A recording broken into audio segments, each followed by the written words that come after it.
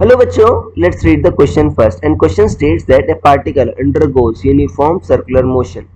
About which point on the plane of circle will the angular momentum of particle remain conserved? Option A is center of the circle, option B is on the circumference of the circle, option C is inside the circle and option D is outside the circle. Okay. So बच्चों इसमें की concept क्या use हो रहा है? की concept है conservation of angular momentum. Key concept is conservation of angular momentum.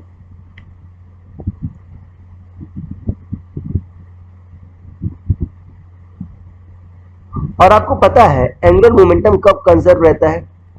Tau आपको पता है क्या होता है? dl/dt.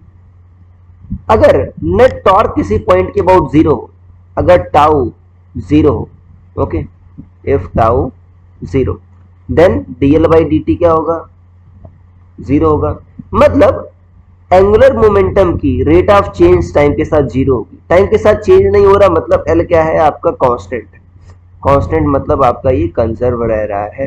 तो अगर किसी पॉइंट के अबाउट अगर आपका नेट टॉर्क जीरो है, मतलब उस पॉइंट के अबाउट आपका एंगुलर मोमेंटम कंजर्व रहेगा. अब इस केस की बात करते हैं. इसमें क्या कह रहा है? आपका एक सर्कल है बच्चों, ओके, यूनिफॉर्म सर्कुलर मोशन हो रही है.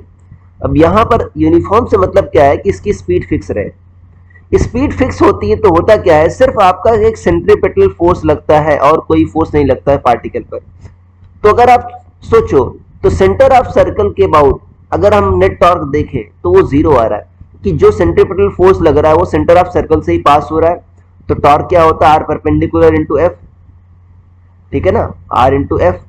ओके, अब आर परपेंडिकुलर क्या है बच्चों? जीरो है. इस केस में क्या होगा? टॉर्क क्या आएगा आपका? जीरो आएगा.